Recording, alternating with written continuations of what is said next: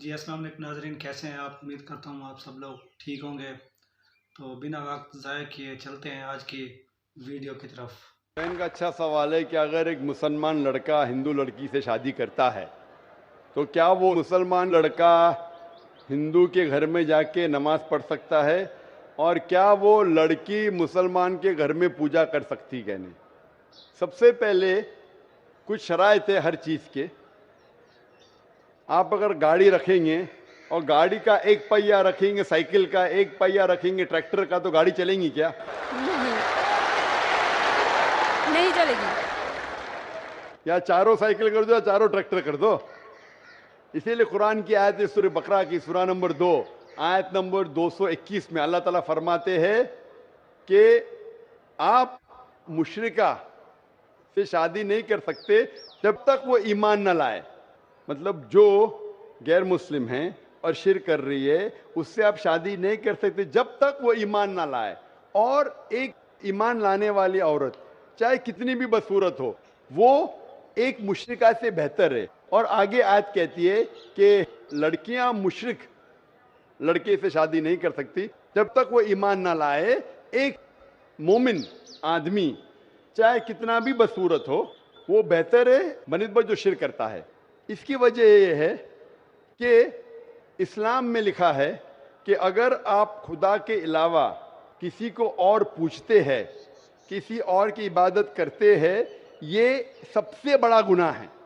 اور اللہ تعالیٰ فرماتے ہیں سورہ نساء میں سورہ نمبر 4 آیت نمبر 48 میں، اور سورہ نساء سورہ نمبر 4 آیت نمبر 116 میں کہ اللہ سبحانہ و تعالیٰ اگر چاہے تو کوئی بھی گناہ کو معاف کر سکتا ہے، لیکن شرک کو کبھی نہیں معاف کرے گا۔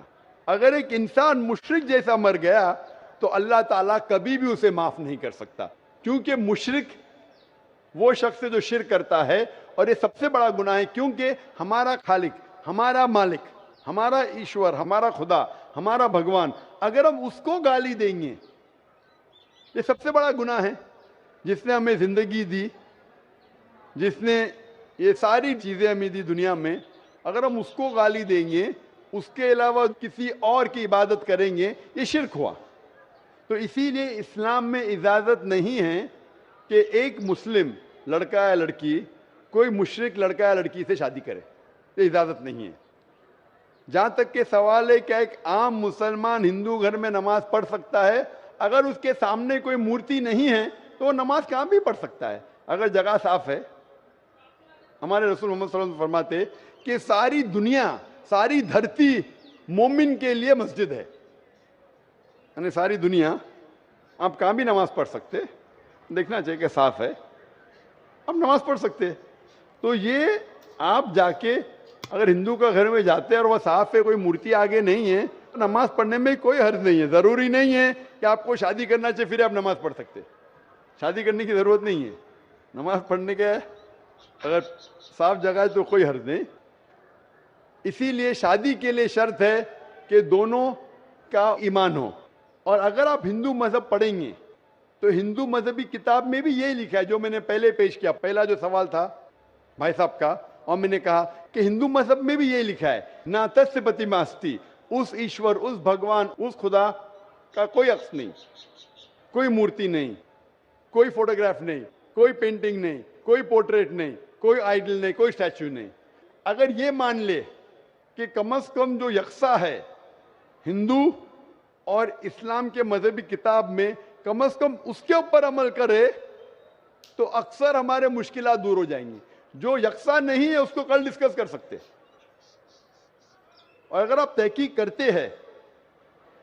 کرتے ہندو مذہب کی کتاب پڑھتے اور اسلام مذہب کی کتاب پڑھتے، دونوں میں لکھا ہے خدا ایک ہے، دونوں میں لکھا ہے خدا کا کوئی عکس نہیں ہے، دونوں میں لکھا ہے کہ خدا کا کوئی بت نہیں ہے، دونوں میں لکھا ہے کہ خدا کے علاوہ کسی اور کی عبادت نہیں کرنا چاہیے، دونوں میں لکھا ہے کہ آخری پیغمبر محمد صلی اللہ علیہ وسلم میں، دونوں میں لکھا ہے کہ شراب نہیں پینا چاہیے۔ میں حوالے دے سکتا ہوں، اور میں تقریر ایک دیا ہوں، similarities between Islam and Hinduism, اسلام اور ہندوازم میں یکسانیت، دونوں کتاب میں آپ اگر پڑھیں گے قرآن مجید میں سورہ مائدہ سورہ 5 آیت نمبر 90 میں لکھا ہے کہ شراب پینا حرام ہے۔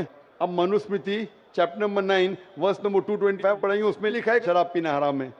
कुरान में लिखे सूरह माइदा सूरह नंबर 5 आयत नंबर 3, सूरह बकरा सूरह नंबर 2 आयत नंबर 173, सूरह अनाम सूरह नंबर 6 आयत नंबर 145 और सूरह नहल चैप्टर 16 वर्स 115 में हुर्रिमत अलैकुमुल मैततु वद्दमु वलाहुमुल खिंजीर वमा उहिल्ला लिगैरिल्लाह बिही।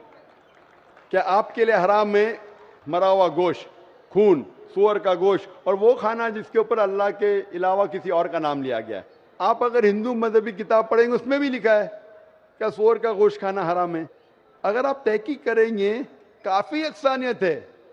इस्लाम मजहबी किताब में लिखा है कुरान में सूरह नूर में सूरह नंबर 24 आयत नंबर 30 और 31 के अंदर हिजाब के बारे में, औरत को अल्हम्दुलिल्लाह हिजाब में होना चाहिए, सर से ढका होना चाहिए उसका जिस्म, सिर्फ जो दिख सकता है वो चेहरा और हथेली तक के।